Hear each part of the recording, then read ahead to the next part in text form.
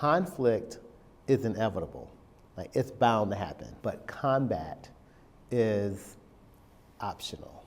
And so it sounds like through your coaching experience, you didn't engage in combat. You didn't go walk away from conflict.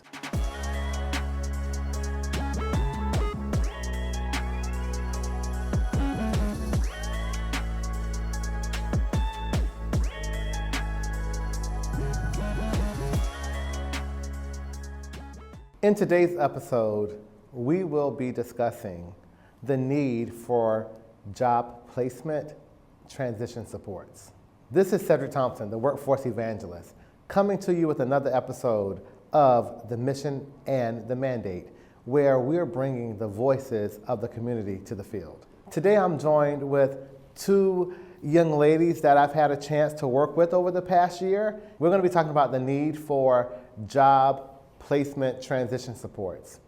I'm joined today by Davisha Jennings, also known as Shay, and I'm also joined by Alicia Everhart. I'd like to welcome them to the show. I'm always excited to see people that I worked with in the past, and I also like to see when people are doing well and when folks have a smile on their face and all that kind of stuff. And so it brings me joy to know that people are finding a way to make it. Life, I think it was Langston Hughes who said, life for me has not been a crystal stair. That as you climb, there are tacks on the stairs and there are, rips in carpet and so like life for me, he said, has not been a crystal stair. So today I wanted to talk about, job placement, the transition supports that are needed. Because you all went through a job placement program with us over at the Chart Academy, and both of you experienced job placement. And I just want to have this conversation with you all today to talk about supports that are helpful or would be helpful, like once you've landed the job, okay? So I'm going to start by giving you all just an opportunity to tell a little bit about yourself. You can, give us your name, what you'd like to be called, anything you want to share just as an introduction. My name is Davisha, better known as Shay. I'm from Washington, D.C. I currently reside in Ward 8. I'm a mother of two. I have a 3-year-old and a 7-month-old, and I'm currently full-time working and a full-time mom. So, my name is Alicia Everhart. I'm a single mom from the Ward 7 or 8, Deanwood area, or what have you. Yeah. And, currently, I was working, but now I'm not working. I'm still seeking employment. But I was very fortunate to complete the Chart Academy program with Cedric and the whole team. So. Both of you are from, are living in the southeast quadrant of the city. No, I stay in Northeast. Ward 7. Yeah, Ward 7. Okay. And you were working, and you are working. yes. And both of you all were in the hotel space. Correct. Yep. Okay. So why don't we just jump into that, right? So you came through our program, you went to work in the hotel space. How do you like working in, they will call this the hospitality industry. How do you like working in the hospitality industry? How did you like it? Well, I liked it because it was my first experience with working in a hotel or what have you. And I didn't have any experience at all or what have you. So the only thing that I had to struggle with was the childcare, and that was like a big struggle for me because my hours were from like 8 in the morning or what have you, and that's around the time when I have to get my daughter to school. So my daughter's school didn't have Before care. or what have you, so it was a hassle because I stayed where my job was on the southwest of the city or what have you, and I stayed on the northeast side of the city. So I had to catch the train and do that juggle what have you and hustle. So it was a little balance or what have you because of course I want to put my daughter first. You know what I'm saying? And then on the second hand, I needed the money to provide for my family. So it was a little balance or what have you. Some days I was early, some days I was late. So, but nonetheless though, I liked the job though. What about you? I like working in the hospitality field. Just like Alicia, this is my first job at the hotel. So far, it's been good, but I have had struggles with same childcare, and also in most hotels they want you to be really flexible. Not providing you with the set schedule kind of hurts too when you don't have the support to pick your kids up, drop your kids off, or also commute. I started parking at my job on the street, and I raked up over like 300 in tickets. So now I pay in the garage to park, but that's like an added on expense to the many expenses that I already have. But the job itself, I love it. I could see myself working in hospitality for a while. So you enjoy working in hospitality. You enjoy working in hospitality. You know, in DC, that's considered to be a high demand industry. I mean, if you look, new hotels are being added to the city all the time. So there is a lot of opportunity there, right? But I guess I hear you all talking about childcare, maybe part of a challenge. You kind of alluded to it also, like parking. So that's, you know, maybe some economics there as well. But how old, like, are your children, under 10 or over 10? Well, at the current time, my daughter, she was under 10.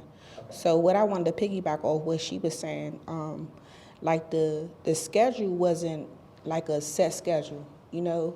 I was used to working at a job like Monday to Friday, but with the hotels, their schedule is very like flexible. Some weeks you might get 2 days out of the week or what have you, right?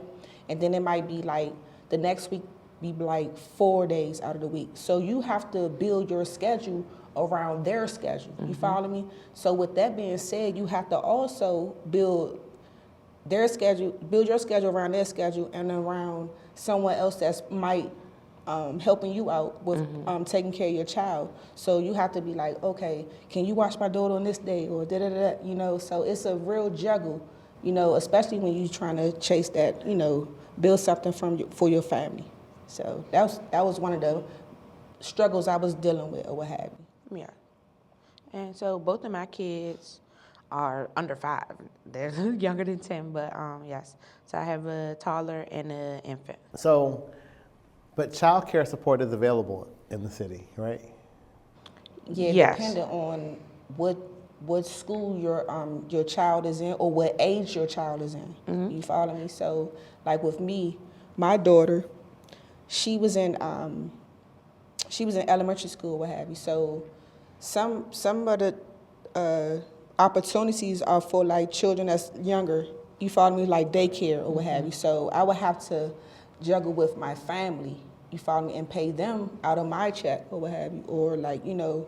So that was like the main thing or what have you. So Yes, and so for me, I was under the daycare side. Okay. So I did do the childcare voucher. It was just a process with obtaining the voucher, reaching out to the school, and getting everybody connected when it was time for me to return to work after my newborn. Which kind of created a conflict at my job as well, because they're just thinking I wanted extra time off when I'm waiting on one end to get all the paperwork and stuff just processed through the system. Let me ask you this. How long did it take you to get that voucher? The process in itself, from the very first time that I submitted my application, was a little over 30 days. Because I was in a conversation the other day, and someone asked me, like, doesn't the city just have, you know, resources that are like available? And my answer was yes, but I think what I shared was through my experience of helping people, I had not seen it be immediate. Yeah. Like, you know, when we helped someone with a housing voucher once, childcare voucher once. We helped someone with a childcare voucher once, and that process took 3 weeks, and that was with like pushing and, you know, Phone calls. yeah. And so typically, you know, when you're starting a job, how soon do you have before you, in your experience, how, like from the time that they offered you to the job to the time you started, like how much time did they give you to get ready? When I first started, I probably had about 2 weeks. And that's because I was asked to give them a date. Gotcha. So within those 2 weeks, the childcare, of course, hadn't started. So I was doing what Alicia was doing. Every Thursday when the schedule came out, I have my list of supporters, and I'm texting them like, who's free these days? Who got my back? You know, like who could keep my son? You know, what's going on? I get paid on Friday. Y'all know, the money's coming. So that was me for the first little period of time. And then when I just got fed up, I had to do what you did, keep forcing it, making phone calls. And it kind of conflicted with that too, because like I'm at work on their hours. And then if I didn't have a weekday off, then I couldn't go sit in the building to get the direct assistance face to face. It was kind of hard, but that was one of my hardest struggles. Hearing about the resilience and the, dedication and like really seeing it through to get what you're needed. But I think the biggest thing here is we're talking about childcare, but what about uniforms? Like when you started your job, did you have a special uniform?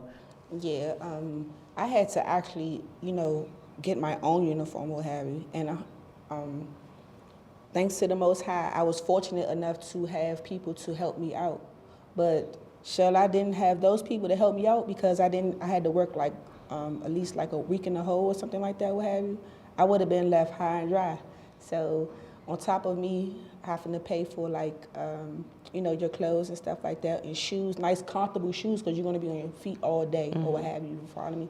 So on top of the clothing and the child care, once you get your first check, and mind you, like, you haven't been working for a long time, so you're like, man, I'm working for pennies though. But it was a good experience, you follow me? But I was very fortunate to have that support system behind me or what have you. It was like, yo, I know you're trying to get on your feet, so hey, I know what you're going to do with it, so. Yeah. But some people don't have that. And now what about uniforms at your job? So this is my very first job where they provided me with the uniform. Okay. I was pregnant with my newborn when I started, so of course my sizes weren't in stock. But they did provide us with the uniforms, and they have special requirements for our uniforms, so they do the dry cleaning for us. But all of my other jobs, I've had to pay for shirts with their company logo on it and provide my own pants, specific color shoes, hats, and things like that. But I did get lucky with this one. This is why I wanted to talk to people who are like in the job and stayed there, because you've been at your job for almost how long? Almost a year now. Almost a year. And how long did you stay at your job? For roughly about 3 months. 3 months. And so, there is this notion like, yeah, I need a job, I need skills, I need whatever. That's good. But then there's also like the immediate, time period, like from the time that you're offered a job to like your first 2 paychecks, really. Because it sounds like your first check is already owed out. Like, I've gotten people to keep my kids. I done borrowed $20 for transportation. And so this first check. Another thing that I like to bring up too is like, I've worked with people who don't necessarily have their own place at the moment. And then they're like fortunate enough to stay at someone's house, right? But you may stay there and it may not be as comfortable. And so then I have to get to work at 8:30 in the morning or 8 o'clock in the morning.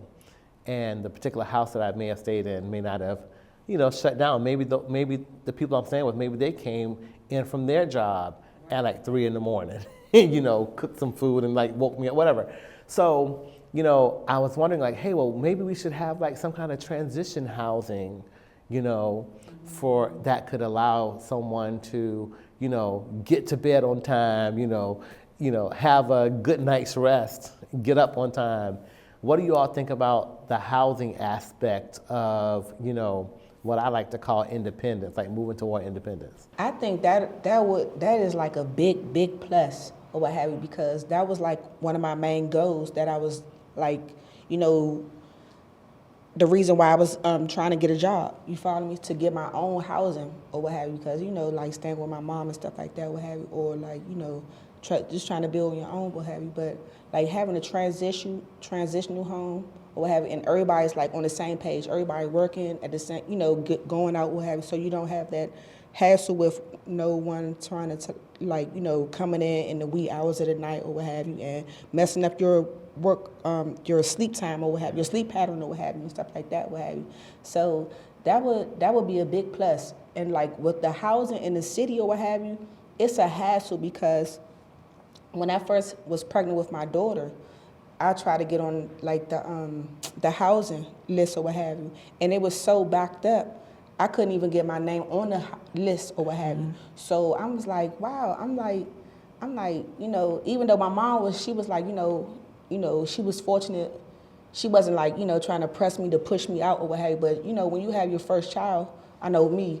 I'm like, I'm trying to build for my own family. You follow me? So when I had got my job, finally seeking employment and getting my job or what have you. So I'm like, wow, I'm trying to save money to get my own, space for my daughter and I, what have you. So, and on top of that, and then like, mind you, we in DC, so the rent is like, and then you have this job, so then you gotta, so it's a hassle. It's a hustle. Yeah. It's a big hustle. I think the transitional housing would be a great idea. When I lost my grandmother, I was next to homeless. I was forced to get my own apartment and pay the market rent, which kind of like tied up my money a lot because it's like, am I going to pay my full rent or get a late fee and then have to pay them more, like while I'm on everybody else and feeding and clothing me and my son and all of that. So I think the transitional would just give people who haven't necessarily lived on their own a perspective of like the monthly bills, the providing, taking like bringing food into your house, water into your house, keeping the house clean, ability to get your furniture together and get yourself together before you just jump out there. Everybody wants their own place, but it's easier said than done. The best feeling was getting approved, but then the worst feeling was getting the yellow notice on your door because you're late for your rent. And then your neighbors done seen it, everybody done seen it before you came home from work. It's just slightly embarrassing. But the transitional would, I think in my situation, it would have helped me.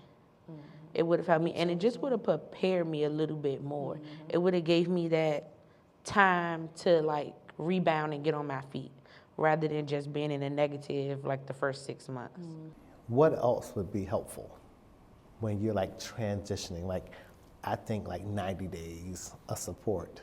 Or sometimes I think like maybe it's a dollar amount. Like maybe every person gets like a dollar amount for services like over the next 3 months to help you like transition. Or is it a dollar amount? Is it, what is it? I think, like you said, the transitional housing would be helpful. The commuting as well, because for me, I had the option to get on the train rather than park, but then you're spending more money paying for the metro, and then you still have to get to your car and you still have to drive it. It's just less miles, but either way, it's still gas. So it was like a factor into that too. So I think like everything bundled into one. Maybe you, if not putting cash in people's pocket, but if you see someone like in a situation to where they're trying to help themselves, like you guys helped provide me with the clothes that I wore to my interview. So like you didn't give me the money to buy them, but you put me in the right position and linked me with the right resources to get options to wear to the interview. And that might have been one of the reasons why I got the job, on top of the good training, like my nice clothes, But I think if someone is trying to like better themselves, maybe it can be like a package deal couple. So if you need the commute, maybe the metro fare. Or if you need the housing, maybe the transitional housing, because everybody's situation is different. If you need the childcare, I don't want to say like you would get priority, but maybe it can be like a time limit, like, hey, if you start this day, we can have it done by this day, to make sure that you're in the right position to get where you need to be when you need to be there. Or even in your situation for the school, because that's my next step.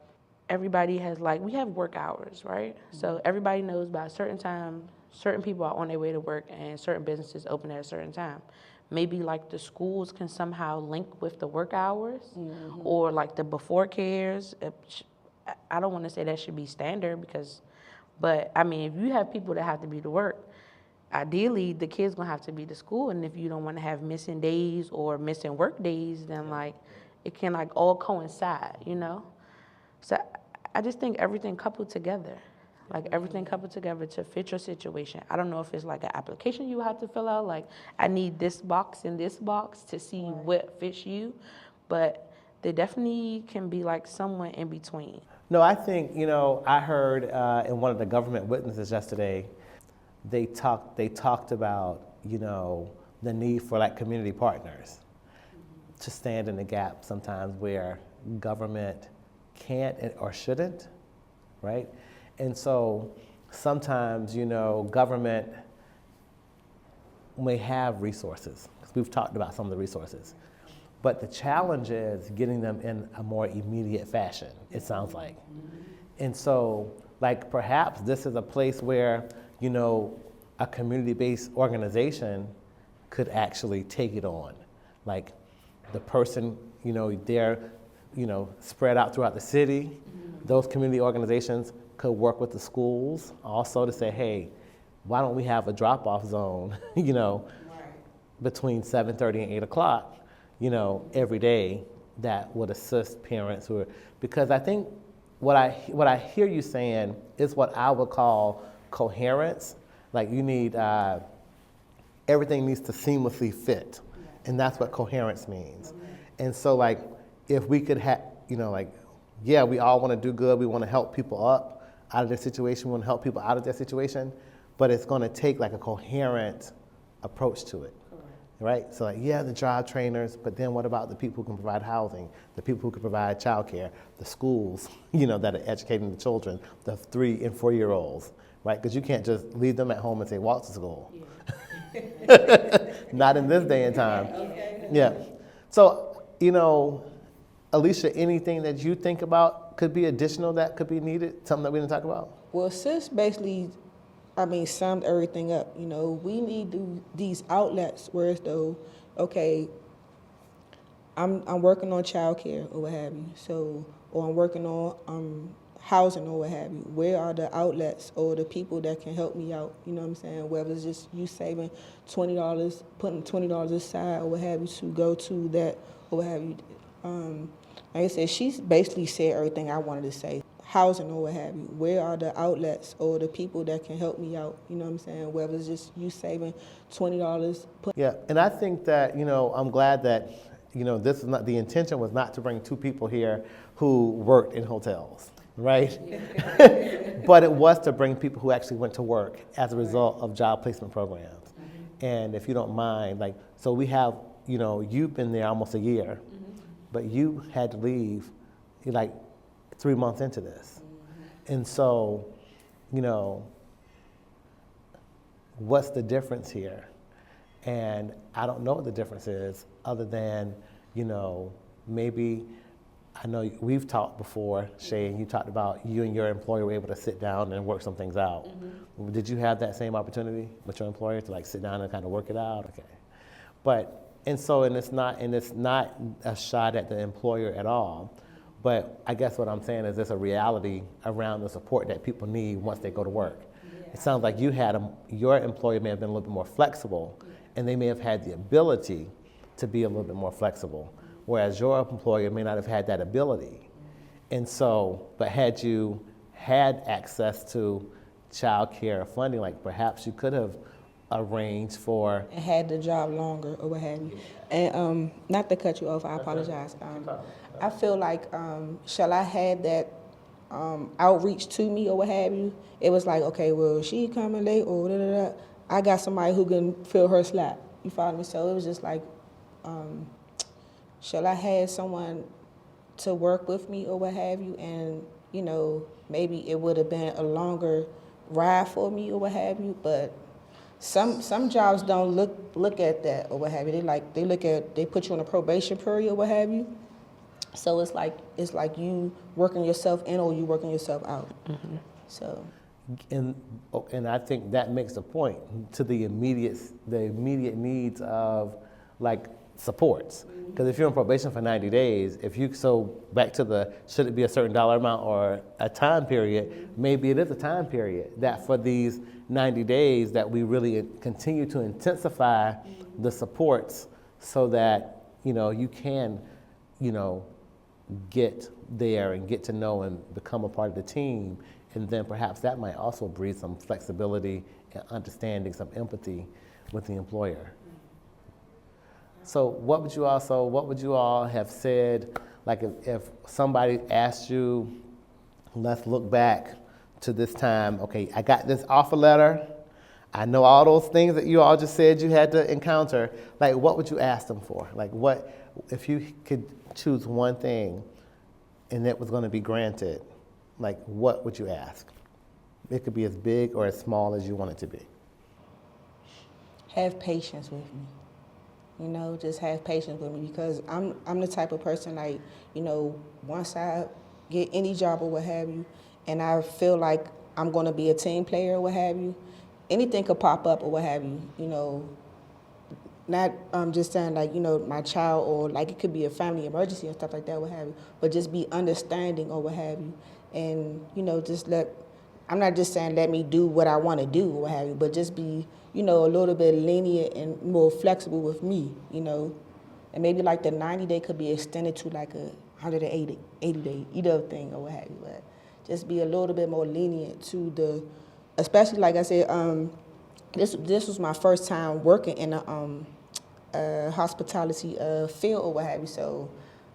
You were also learning the field. Yeah, learning the field too as well, so like I was learning and then like, doing rooms on my own and stuff like that, what have you. I was learning as I was going. I was actually getting good and I was actually liking the job. And then it was like, once I got to that little, it was like, we gotta let you go. So it's like, just do like a more like probation, like, probation, like status. Would you have benefited from like a coach? Like if you had a coach that was outside of the job that you could kind of like talk to and like. Yeah, that'd have been helpful too as well. Like someone I like maybe, cause like I think that was something that kind of like hit me on the backslide too as well. I didn't let people know that was really going on with my situation or what have you until it got to like the end of the situation or what have you. So when you have someone that's in your field or what have you, and you letting them know on a day-to-day basis, this is what I'm doing, like a status thing or what have you. Like somebody just calling you every other day or like accountability. Yeah, hey, how's it going at your job or what have you? What's going on? Do you need anything or what have you? That helps out a person too as well. It helps out their self-esteem. It lets them know like, somebody cares. You know what I'm saying? So it could be anything or what have you, All right, well, thank you for that. Shay? So I still do have Coach Rochelle because I call her very frequently when the issues were going on with the job. I think she was in my corner because my head was like, they're trying to fire me. They don't want me to come back. Like when I took my paternity leave, they don't want me to come back. And she's like, no, maybe it's not like that. Maybe you should just talk to them. Because my first instinct was just to find another job. I'm not dealing with it. They want me to choose my kid or my job, and I'm going to always choose my kids. So she kind of calmed me down, and she kind of helped me find the right words. Because sometimes it's hard to get your point across to people. Some people in my current job don't have kids, so they don't understand how demanding things like that can be. Like they have pets, but it's not the same as having like a child like mommy, like, or having a daycare call you like, it's after 6, what you gonna do? Like it's hard. So I think she helped me find the proper wording to getting my point across, not just saying like, I'm a mom of 2, I need to be here by this time, I need to be here by this time. She helped me word it to where it was almost like it made it mandatory for them, because the very first time I said it, they were just like, oh, well, we need you to be as flexible as you were your first, 60 days. And I'm like, yeah, with the 3-month-old, how? But the way that she had me speak to them, it was almost like they were like, okay, so we're going to give you this set schedule for this amount of days, and we're going to have weekly meetings, and we can go from there. And I was just like, perfect. Yeah, like this was way easier than what I thought it was going to be. Yeah, it was way easier. We didn't say coaching as a as a support. But it sounds like the coaching is a job placement, transition support that we should think about. And sometimes programs do offer follow-up, but I don't know if the follow-up is a career coaching type thing. I don't think it is. Okay. Yeah. But yes, we were talking with some people yesterday about, and I'm going to say this and I'll just get your reaction to it. But Max Lucado, an author, he said that conflict, because it sounds like this is some conflict. So he says conflict is inevitable, like it's bound to happen. But combat is optional. And so it sounds like through your coaching experience, you didn't engage in combat. You didn't walk away from conflict, right? And we were talking about the fact that conflict has benefits. It actually helps you to see things differently from different perspectives. Sometimes also conflict, it teaches us to be flexible and adaptable. And then the last thing we talked about was that sometimes conflict can cause there to be like reinvention or innovation. And so, yeah, like these folks you working with, they don't have kids. So, but after that conversation that you had, they're probably, oh, I understand it better now, so I can be empathetic. Yeah. And so, what do you all think about the fact that, would you agree that conflict is inevitable, is going to happen? Yes. Yeah, absolutely, indeed, yeah. But then having the skills to actually manage it is where I think it sounds like you all are. Yeah. And you're not running from the conflict, and at the same time, you're not engaging in the combat. Because the combat is what causes us to get in trouble. Exactly. And to flee and those kind of things. Any thoughts on that? I think it's true. I think it's true because, like I said, my initial thing was just to be like, you guys are trying to fire me, like, I gotta go, like, I gotta come up with something else, or I was just gonna go back and just have to quit, when another conflict presented itself. But when I was able to build up my confidence to actually sit down and explain it to them, what I thought should be self-explanatory wasn't necessarily self-explanatory to them. So when I was able to sit down and put it into words, it kind of made like everybody be like, okay, like we gonna make this work. We gonna get it going. And sometimes my days and time for work now does change, but they come to me first like, hey, what's happening Thursday? Are your kids, do you have any appointments? I know you're usually off, but if not, can you do this for me? We're at 100% today, we need you. And I'm like, okay, I can fix it. I can do that. I can work around that. You let me know ahead of time and I'll set it up. I'll be here for sure, like 100%. So it's been working. Good. It's really been working. And so now that has probably become your comfort zone. But initially, your comfort zone wasn't to manage that conflict, right? So that was your growth zone. But you had that hard conversation, and now your comfort zone has now expanded. Yeah. You want to add any thoughts? Yeah, well, to piggyback off what Sis said, my thing was like I waited like a little bit too late or what have you. You follow me, to even like reach out. So like she said, some of the things it was like kind of like common sense for them. Like you already know I have a child, so you know what I'm struggling with and what I'm battling with. But it's like a more so like they want you to reach out to them and tell them what's going on so they can compensate with what you got going on or what have you, and just like let them know, how they can help out and reach out or what have you. And then like once it elevate to a point where as though you like, all right, this is how it's going, this is what you can help me out with or what have you. So once it gets to that situation, once it gets to that point or what have you, it's like, well, with me, it was like a little bit too late. You follow me? So it was like, it was a big learning experience for me. Well, thank you all for coming out today to talk to me about these job placement transition supports. As I share with people I talk to, like I want to hear directly from you all. So when I actually am talking about it, I can actually have like a face and a name in the back of my mind, and that I'm truly able to really share your perspective as to what we need to do. So thank you all again for coming out. Thanks for having me. Thank you for joining the Mission and the Mandate today, where we talked about job placement transition supports and the need for those supports. And if we're going to truly help people get connected to employment and stay connected, we have to become intentional about providing the supports that they need. We heard today that yes, we need childcare, housing, commuting supports, but not only do we need them immediately. And so sometimes the systems that are in place don't allow for those supports to happen before 3 or 4 weeks, whereas the job actually starts much sooner than that. So we've got to think about, how to get quicker supports to folks.